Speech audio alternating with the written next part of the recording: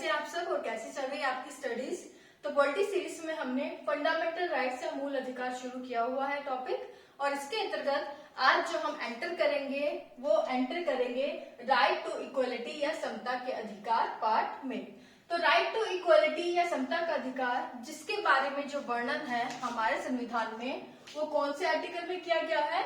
Article 14 से लेकर 18 तक। तो अनुच्छेद 14 से लेकर 18 नंबर अनुच्छेद तक आपका क्या प्रावधान दिए गए हैं? समता के अधिकार या राइट टू इक्वलिटी संबंधी जो है प्रावधान दिए गए हैं।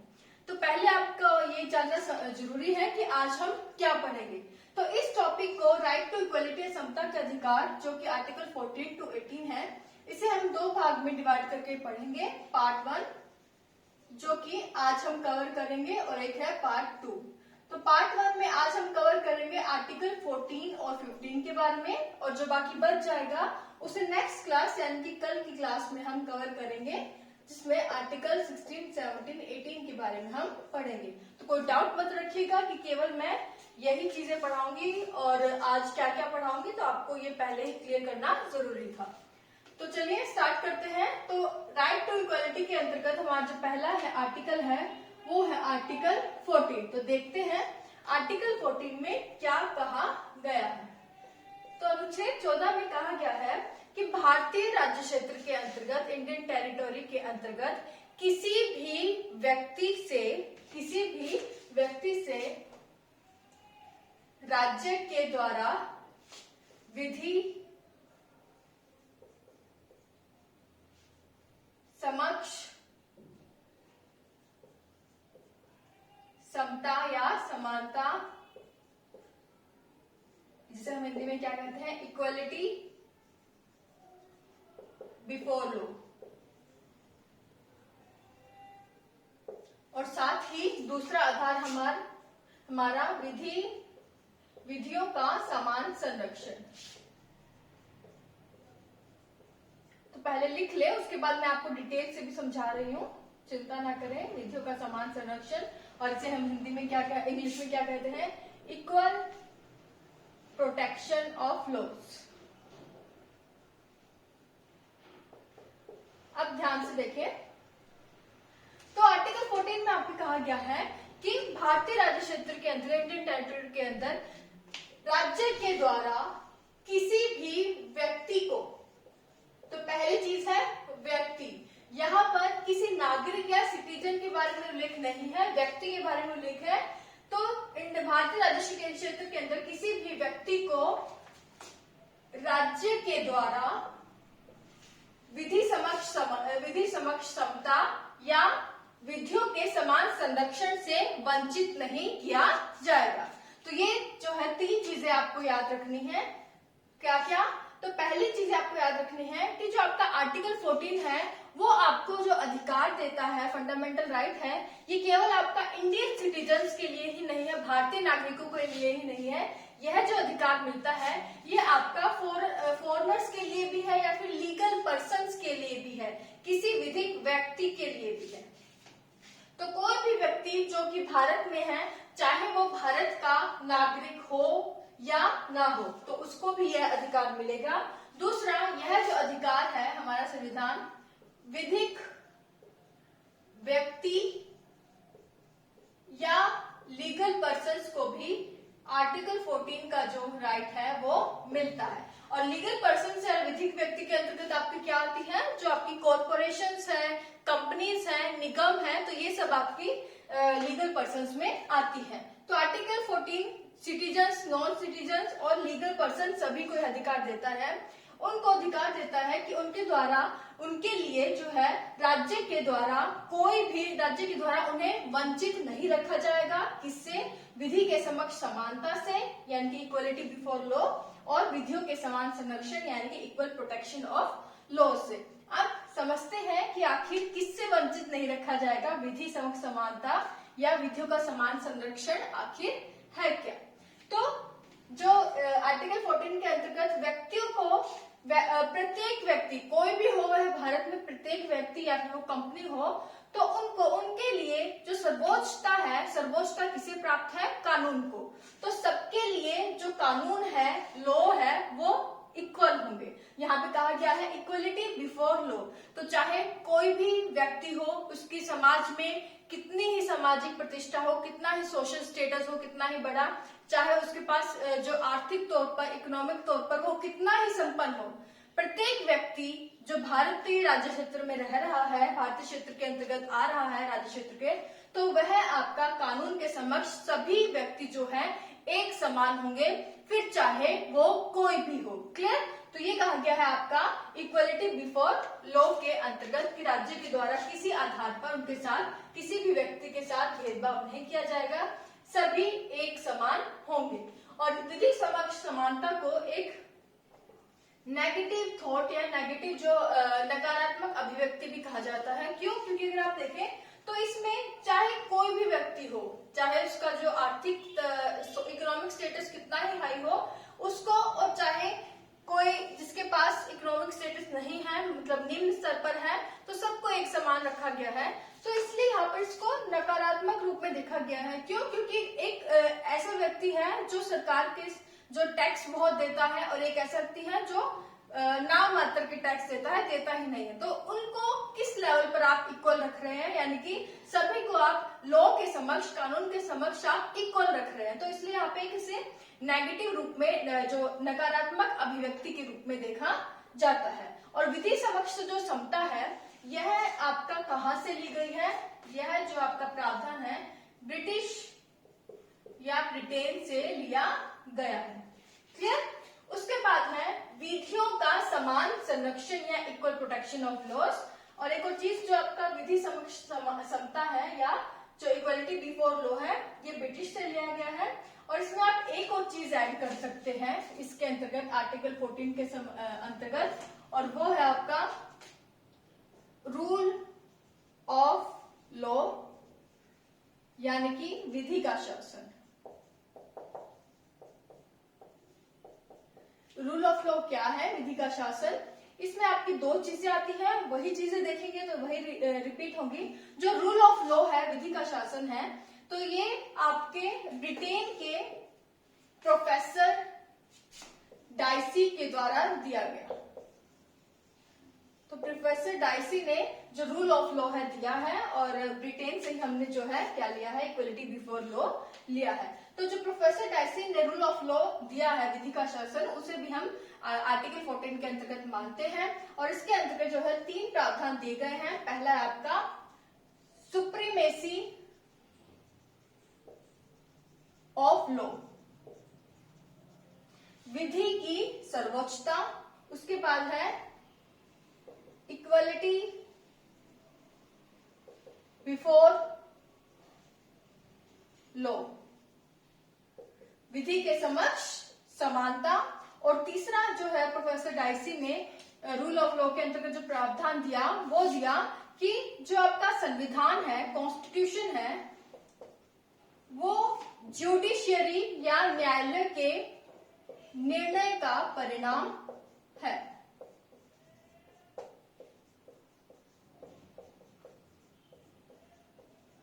तो ये जो 3 सिद्धांत हैं प्रोफेसर डाइसी ने ब्रिटिश के, उन्होंने विधि के शासन के अंतर्गत दिए। सुप्रीमेसी ऑफ लॉ, विधि की सर्वोच्चता, यानी कि जो आपका कानून है वो सर्वोपरि है, उसके अंतर्गत आपका कोई भी व्यक्ति हो तो वो सब उसके समक्ष समान होंगे, सभी न्यायालय के अधिकारिता के अंदर आएंगे। दूसरा है इक्वलिटी बिफोर लॉ, कोई भी व्यक्ति हो, कितना ही सामाजिक प्रतिष्ठा उसकी हो, मतलब सभी इक्वल होंगे, एक समान होंगे आपके कानून के समक्ष, लॉ के समक्ष। जो तीसरा प्रावधान दिया प्रोफेसर डाइसी ने, वो ये था संविधान जो है वो आपके न्यायालय या जुडिशरी के निर्णयों का परिणाम है, जो भारतीय संदर्भ में ठीक नहीं बैठता। क्यों? क्योंकि यहाँ पर देखें जो जुडिशरी के जो निर्णय लिए जाते हैं, वो उसका जो परिणाम हमारा संविधान नहीं है, बल्कि इससे उल्टा है। जो हमारा संविधान है, कॉन्स्टिट्यूशन है, उसके अकॉर्डिंग जो है आपका जुडिशरी या न्यायालय अपने निर्णयों को देता है, न कि न्यायालयों के निर्णयों के अंतर्गत हमारा संविधान आता है। तो ये हमारे संविधान के अंतर्गत नहीं आता भारतीय परिप्रेक्ष्य में। बाकी जो 2 चीजें हैं विधि के शासन के अंतर्गत आती हैं। क्लियर? तो ये रूल ऑफ लॉ, विधि का शासन आपके आर्टिकल 14 में से भी आप ऐड कर लें। ये जो है प्रोफेसर डाइसी ने दिया, जो कि ब्रिटेन के थे। क्लियर? तो दो चीजों से वंचित नहीं किया जाएगा। पहले है इक्वलिटी बिफोर लॉ, जिसे हमने समझ लिया। दूसरा है इक्वल प्रोटेक्शन ऑफ लॉज और विधियों का समान संरक्षण, और इसे हमने किससे लिया? ये हमने लिया अमेरिकी संविधान से। क्लियर? तो अमेरिकी कॉन्स्टिट्यूशन या संविधान से लिया। तो इसमें जो प्रोटेक्शन या संरक्षण है, इसमें इस शब्द का मतलब समझ ले। मतलब जो भी आपके व्यक्ति होंगे, किसी भी परिस्थिति, अगर व्यक्ति 2 या 3 किसी भी व्यक्ति को मान लीजिए, अगर वो जो व्यक्ति है, पर्सन है, अगर सेम कंडीशन में होंगे, सेम परिस्थितियों में होंगे, तो उनके लिए जो कानून होंगे, लॉज होंगे, वो एक समान होंगे। मतलब उनके साथ कोई भेदभाव नहीं किया जाएगा। तो ये है आपका विधियों का समान संरक्षण या इक्वल प्रोटेक्शन ऑफ लॉज। मतलब कि इसमें यहाँ पर हमने क्या देखा था कि कोई भी व्यक्ति हो, एक जैसा उसके लिए कानून होगा। लेकिन यहाँ विधियों के समान संरक्षण में स्पेसिफिकली कहा गया है कि जो चाहे आपका पूरी तरह जो कानून है सभी व्यक्तियों के लिए एक समान नहीं होगा। वो डिपेंड करेगा कि जो लोग हैं वो किन परिस्थितियों में हैं, किन कंडीशंस में है। अगर दो कोई व्यक्ति है, अगर अलग अलग कंडीशंस में रह रहे हैं, तो उन दोनों के लिए सेम जो है लॉज नहीं होंगे, सेम कानून नहीं बनाए जाएंगे। लेकिन अगर वो सेम कंडीशंस में है और फिर भी उनके लिए अलग अलग कानून बनाए जाए हैं, तो वो आपका इक्वल प्रोटेक्शन ऑफ लॉज का जो है उल्लंघन होगा।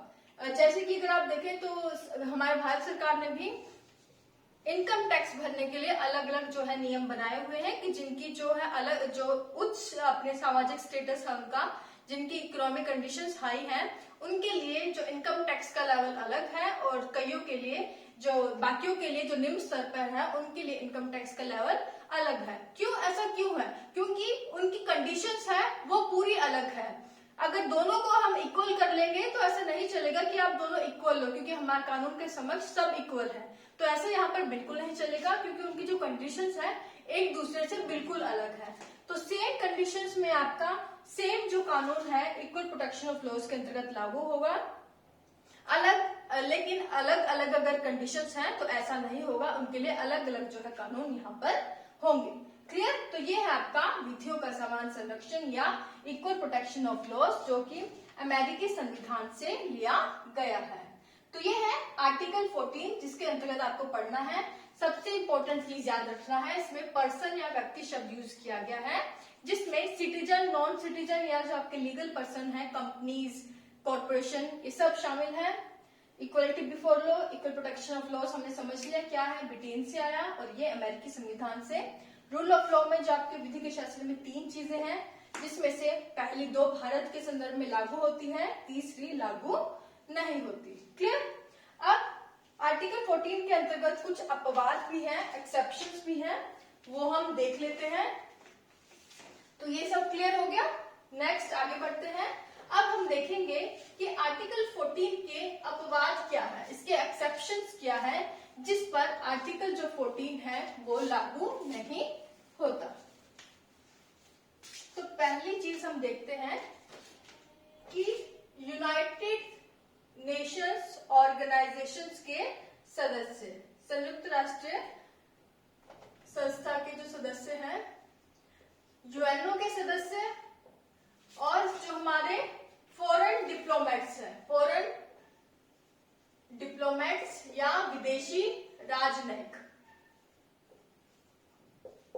तो यूएनओ और जो फॉरेन डिप्लोमेट्स हैं, विदेशी राजनयिक, इन पर आर्टिकल 14 जो है वो लागू नहीं होता। क्यों? क्योंकि जो इन्हें न्यायालयों से बिल्कुल जो है इन्हें किसी भी आधार पर यहाँ पर दंड नहीं दिया जा सकता, यानी कि यहाँ पर ना ही इन पर कोई सिविल केस चलाया जा सकता है और न ही इन पर कोई क्रिमिनल केस चलाया जा सकता है। इन्हें न्यायालयों से उन्मुक्ति होती है। क्लियर? तो ये न्यायालयों से, जुडिशरी से बिल्कुल फ्री होते हैं, इन पर किसी भी तरह का जो केस है नहीं चलाया जा सकता। तो ये आर्टिकल 14 के जो है क्या है, एक्सेप्शन केस है, यूएनओ, फॉरेन डिप्लोमेट्स। दूसरा है आर्टिकल 361 के तहत। तो आर्टिकल 361 के तहत क्या कहा गया है, तो और ये जो आर्टिकल 361 है ये भी आर्टिकल 14 का जो है एक्सेप्शन है। इसमें कहा गया है कि जो आपके राष्ट्रपति है, प्रेसिडेंट है, और दूसरे है गवर्नर, राज्यपाल। तो राष्ट्रपति और गवर्नर को इनके शासन काल के दौरान इनके द्वारा किए गए जो कार्यों के लिए किसी भी प्रकार का जो है दंड नहीं दिया जाएगा। मतलब जो है इनके खिलाफ इनका जब इनका शासन चल रहा है राष्ट्रपति और राज्यपाल का, तो इनके शासन के दौरान इन पर किसी भी प्रकार के जो है क्रिमिनल केसेस नहीं चलाए जा सकते। क्लियर? सिविल केसेस चलाए जा सकते हैं लेकिन क्रिमिनल केसेस किसी भी प्रकार का इनके ऊपर चलाए नहीं जा सकते। इनसे इन्हें उन्मुक्ति मिली हुई है। क्लियर? तो ये इसका एक एक्सेप्शन है। उसके बाद है आर्टिकल 361A। तो आर्टिकल 361A, इसमें आपको जो उन्मुक्ति प्राप्त है ये एक्सेप्शन है आर्टिकल 14 की। और कौन आता है इसके अंतर्गत? आपकी जो प्रेस है, मीडिया है, वो इसके अंतर्गत आती है। मतलब प्रेस और मीडिया को जो आपके आर्टिकल 361A के अंतर्गत आती है, इससे उन्मुक्ति मिली हुई है। किससे? कि प्रेस अगर कोई ऐसी न्यूज छापती है, मतलब जो आपकी संसद या राज्य विधानमंडलों के अंतर्गत जो आपकी चर्चाएं हुई हैं, उस चर्चा को वो अगर अपने न्यूज़पेपर्स में छापती है, उनसे रिलेटेड न्यूज को, और उनका जो उद्देश्य है वो सही है, उचित है, तो इसके खिलाफ न्यायालयों में कोई जो सुनवाई नहीं होगी। क्लियर? तो ये इनको उन्मुक्ति मिली हुई है। आर्टिकल 14 का एक्सेप्शन है प्रेस को, मीडिया। आर्टिकल 361A के तहत कि अगर संसद और राज्य विधानमंडल की कार्रवाई के बारे में अगर न्यूज़पेपर में छापेंगे और इनका उद्देश्य जो है वो सही है, उचित है, तो इन्हें न्यायालयों से कोई जो है ये उनके लिए उन्मुक्त हुआ है। मतलब उनसे न्यायालयों में इनके प्रति कोई कार्यवाही नहीं होगी। क्लियर? कोई सुनवाई इनकी नहीं होगी। उसके बाद एक्सेप्शन है आर्टिकल 14 का, वो है आर्टिकल 105 और आर्टिकल 194। कोई बता सकता है आर्टिकल 105 और 194 में क्या है? तो 105 और 194 जो आपका आर्टिकल है, इसमें विशेषाधिकार दिए गए हैं, स्पेशल राइट्स दिए गए हैं। किस किस को? आर्टिकल 105 के अंतर्गत संसद के सदस्यों को, पार्लियामेंट मेंबर्स को, और 195 के अंतर्गत जो आपके राज्य विधान मंडल है उसके सदस्यों को जो है, जितने भी राज्य है आपके स्टेट्स हैं, उनकी जो लेजिस्लेटिव असेंबली है, राज्य विधान मंडल है, उनके सदस्यों को 194 के अंतर्गत जो है आपके विशेषाधिकार मिले हुए हैं। तो संसद और राज्य विधान मंडलों के सदस्यों को इनकी कार्यवाही के अंदर इनकी सुनवाई, मतलब ध्यान से सुने, संसद के सदस्य जो भी अपना संसद के अंतर्गत कोई निर्णय लेते हैं, अपने विचार प्रकट करते हैं, तो इनके निर्णयों के लिए संसद में लिए गए निर्णयों और कार्यों को आपका न्यायालयों में जाकर इनके अगेंस्ट जो है सुनवाई नहीं हो सकती। तो संसद में किए अपने निर्णयों और कार्यों के लिए संसद के सदस्यों को न्यायालयों से एक उन्मुक्ति मिली हुई है कि इनके लिए कोई न्यायालयों में सुनवाई नहीं होगी। सेम कंडीशन है आपका राज्य विधानमंडल के सदस्यों के लिए कि राज्य विधानमंडल के जो सदस्य हैं इन्हें भी न्यायालयों से उन्मुक्ति मिली हुई है। जो इनके द्वारा निर्णय लिए गए हैं राज्य विधानमंडल के अंतर्गत, उसके अगेंस्ट उनके खिलाफ कोई सुनवाई यहाँ पर नहीं होगी। क्लियर? तो ये सभी इन्हें उन्मुक्ति मिली हुई है कि इनके किन आधार पर जो है आर्टिकल 14 को किन को उन्मुक्ति या फिर एक्सेप्शन के रूप में रखा गया है। तो ये जो 4 चीजें हैं मेनली आप याद रखें। क्लियर? तो ये 4 जो हमने चीजें लिखी हैं ये आर्टिकल 14 का एक्सेप्शन है, जिन्हें आपके जुडिशरी से आपके एक फ्रीनेस मिली हुई है, उन्मुक्ति मिली हुई है कि इनको किन आधार पर किसी भी प्रकार की सजा नहीं मिलेगी। तो यहाँ पर हमारा आर्टिकल 14 कंप्लीट हो जाता है। आगे बढ़ते हैं हमारा आर्टिकल 15। तो ये क्लियर? और आप मुझे फॉलो कर सकते हैं दक्षता अकेडमी चैनल को टेलीग्राम, ट्विटर और इंस्टाग्राम पर दक्षता अकेडमी सर्च करके अगर आप चाहें तो वहां पर अकाउंट आपको मिल जाएगा। तो आर्टिकल 15 अब शुरू करते हैं। आर्टिकल 15 के अंतर्गत आपके 5 क्लॉज है, 5 उपखंड है, वो एक एक करके देखेंगे। इसके अंतर्गत क्या कहा गया है? 15 में आपकी मेनली 5 चीजें हैं जिसके बारे में हम बार बार पढ़ेंगे। और एक और चीज, आर्टिकल जो 15 है और आगे हम 16 भी पढ़ेंगे, ये जो अधिकार है, ये आर्टिकल जो 15 है, ये फंडामेंटल राइट्स के अंतर्गत केवल आपका सिटीजन्स या नागरिकों को प्राप्त है। आर्टिकल 14 आपके हमने देखा था व्यक्ति शब्द, पर्सन शब्द आपके कॉन्स्टिट्यूशन में लिखा है, लेकिन आर्टिकल 15 जो है इसमें आपका सिटीजन या नागरिक शब्द यूज हुआ है, यानी कि आपका केवल जो है नागरिकों को ये 15वां मूल अधिकार प्राप्त है 15 अनुच्छेद के अंतर्गत। क्लियर? और इसमें जो आपके जो आर्टिकल 15 है ये आपके आर्टिकल 14 का एक आप कह सकते हैं विशिष्ट रूप है, स्पेसिफिक आपका जो कंडीशन है। कैसे है? तो आर्टिकल 15 कहते हैं कि राज्य के द्वारा किसी भी नागरिक से उसके रिलीजन, धर्म, रेस, मूलवंश, कास्ट, जाति, सेक्स, लिंग और प्लेस ऑफ बर्थ यानी कि जन्म स्थान के आधार पर भेदभाव नहीं किया जाएगा। तो यह आर्टिकल 15 कि किसी भी नागरिक, राज्य के द्वारा किसी भी नागरिक के अगेंस्ट धर्म, मूलवंश, जाति, लिंग या जन्म स्थान के आधार पर उसके साथ भेदभाव नहीं किया जाएगा। तो ये आपका आर्टिकल 15 है और इसे 5 क्लॉज या उपखंडों में विभाजित किया गया है। वो कौन कौन से हैं ये हम देख लेते हैं, तो ये चीज याद रखें। तो यहाँ लिख लेते हैं आर्टिकल 15 क्लॉज 1 खंड 1।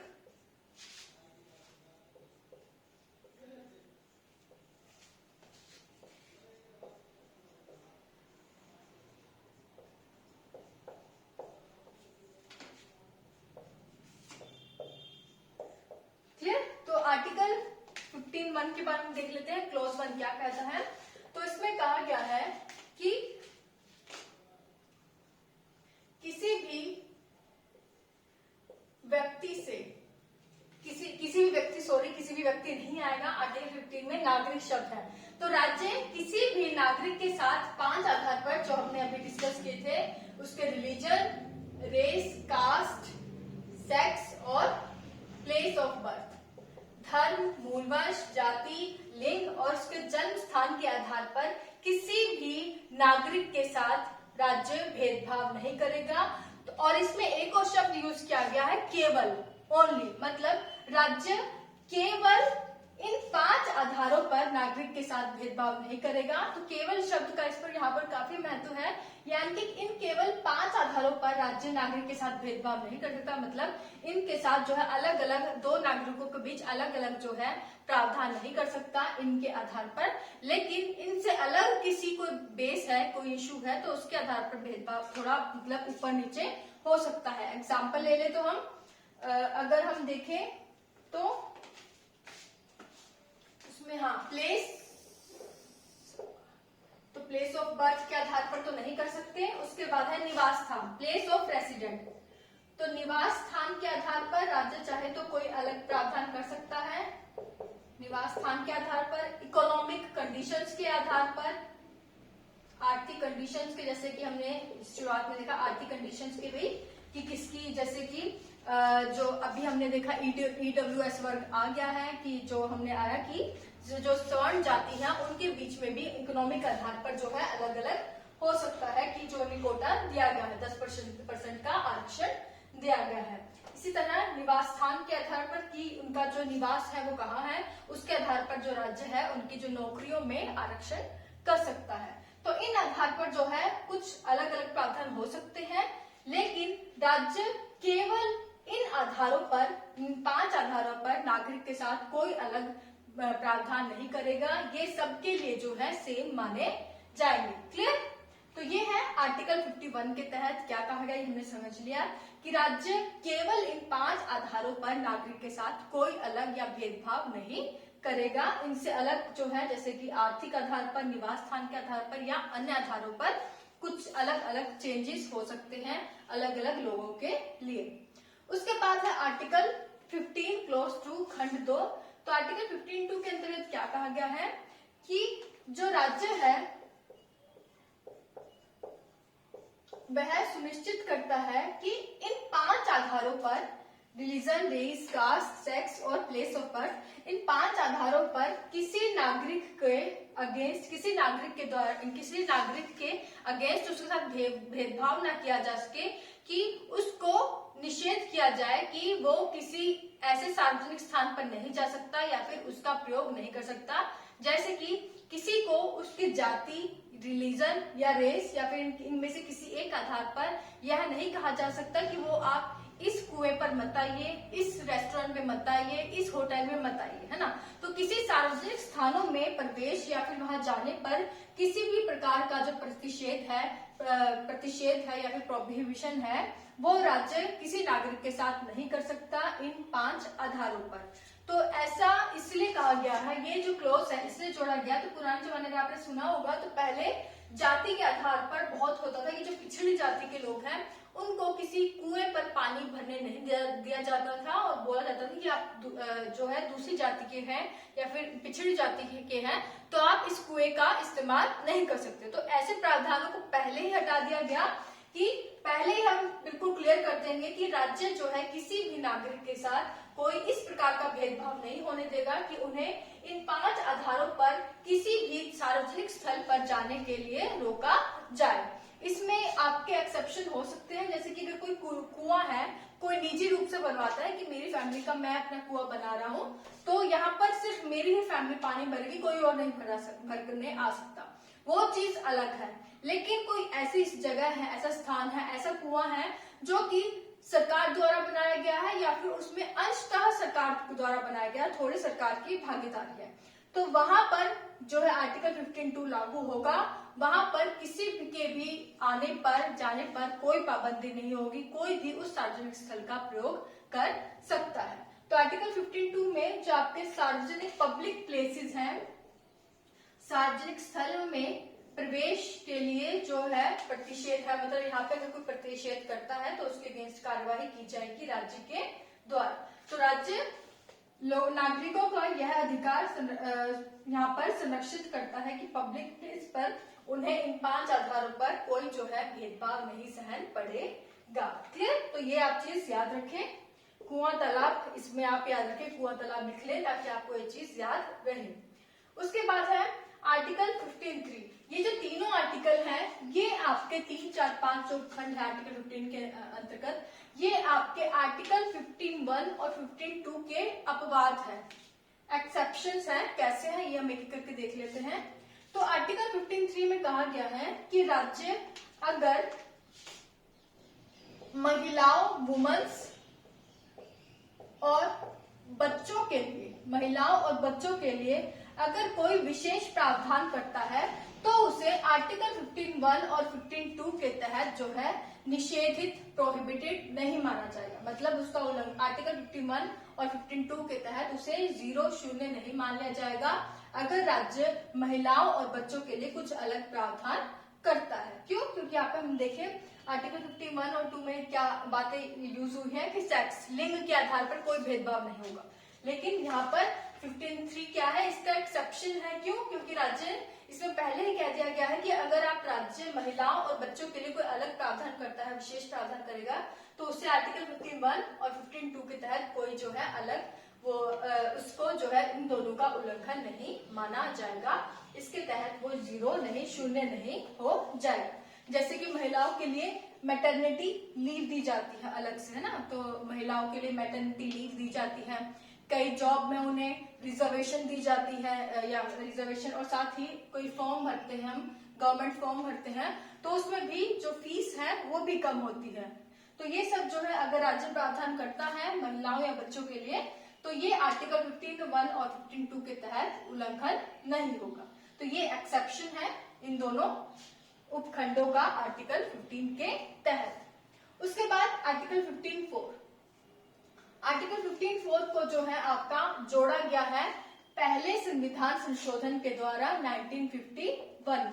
तो 1951 में फर्स्ट कॉन्स्टिट्यूशन अमेंडमेंट के द्वारा से जोड़ा गया। और कौन से मामले में? चंपकम दोराई राजन मामले में इसे जोड़ा गया। इसमें कहा गया, और बार बार रिपीट कर रही हूँ, आर्टिकल 15(3), 15(4) और 15(5) ये तीनों जो हैं एक्सेप्शंस है आर्टिकल 51 और 15(2) में। कैसे है? तो ये पहला 15(3) तो हमने देख ही लिया किस तरह अपवाद है।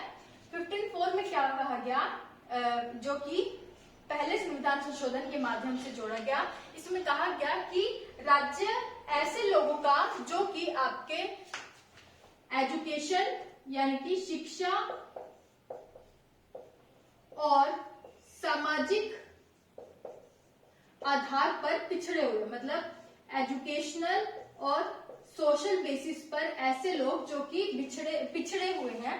तो शिक्षा और सामाजिक आधार और सामाजिक दृष्टि से जो पिछड़े लोग हैं और साथ ही जो अनुसूचित जनजाति और अनुसूचित जातियों के जो लोग हैं उनके लिए जो राज्य है वो अलग से विशेष प्रावधान कर सकता है उनकी उन्नति के लिए, और उन प्रावधानों को आर्टिकल 1 और 2, 15(1) और 15(2) के तहत कोई उल्लंघन नहीं माना जाएगा। क्लियर? तो ये आर्टिकल 15(4) में जिसे पहले संविधान संशोधन के माध्यम से जोड़ दिया गया। उसके बाद आर्टिकल 15(5) है, ये भी आपका एक्सेप्शन है आर्टिकल 15(1) और 15(2) का। यह जो आपका जोड़ा गया, यह आर्टिकल आपका जोड़ा गया 5वें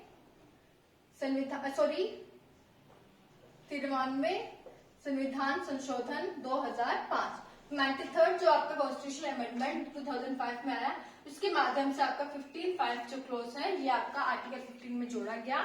और ये इसमें क्या कहा गया, तो इसमें कहा गया कि राज्य अगर आपका चाहे तो ऐसे शिक्षण स्थान, लेकिन इसमें एक अपवाद जोड़ा गया वो है आपका माइनॉरिटीज, जो माइनॉरिटीज या जो आपके अल्पसंख्यक समुदाय है उनके शिक्षण संस्थानों को छोड़कर अन्य जो आपके एजुकेशनल जो इंस्टीट्यूट है, शिक्षण संस्थान है, फिर चाहे वो आपकी गवर्नमेंट हो या प्राइवेट हो, सरकारी हो या फिर आपके निजी हो, या फिर उनमें सरकार का थोड़ा अंशतः जो है हिस्सेदारी हो, तो ऐसे संस्थानों में अगर राज्य चाहे तो आपके अनुसूचित जाति, अनुसूचित जनजाति और पिछड़े वर्गों के लिए जो है आरक्षण या जो विशेष प्रावधान शिक्षण संस्थाओं में कर सकता है। क्लियर? तो ऐसा आपका आर्टिकल 15(5) में कहा गया है, और यह जो प्रावधान है आर्टिकल 15(1) और 15(2) का जो है उल्लंघन नहीं होगा। तो इसे ये चीज याद रखिए, अल्पसंख्यक समुदाय और जो माइनॉरिटी की जो कम्युनिटीज है उनके शिक्षण संस्थाओं को छोड़कर राज्य किसी भी सरकारी और निजी संस्थाओं को जो है निजी जो आपके शिक्षण संस्था है उनमें दाखिले के लिए कोई जो पिछड़े हमारे जो वर्ग है, अनुसूचित जाति या अनुसूचित जनजाति के जो लोग हैं उनके लिए जो राज्य है उनके लिए ऐसे शिक्षण संस्थाओं में उनके बच्चों के दाखिले के लिए विशेष प्रावधान कर सकता है, और यह भी आर्टिकल 15(1) और 15(2) का उल्लंघन नहीं माना जाएगा। क्लियर? तो ये हमने देखा तीनों ही जो ये आपके उपबंध है, जो आपके उपखंड है, क्लॉज है आर्टिकल 15 के, ये आर्टिकल 15(1) और 15(2) के क्या है, अपवाद है, एक्सेप्शंस है। क्लियर? तो ये था हमारा आर्टिकल 15, जिसमें आपको याद रखनी है चीजें कि कौन से जो 5 प्रावधान है जिसके आधार पर राज्य वो है आपका कोई भेदभाव नहीं करता अपने नागरिकों से। तो इसमें नागरिक शब्द जुड़ा हुआ है, सिटीजन है। आर्टिकल 14 में व्यक्ति था, पर्सन शब्द है। तो ये चीजें आपको याद रखनी है। तो आज के लिए बस इतना ही। उम्मीद करती हूँ आपको टॉपिक समझ आया हो, नहीं आया हो तो कमेंट के माध्यम से पूछ ले, मैं आपका जरूर रिप्लाई दूंगी। तो आज के लिए बस इतना ही। ध्यान रखिए अपना, घरों में रहिए। Thank you so much.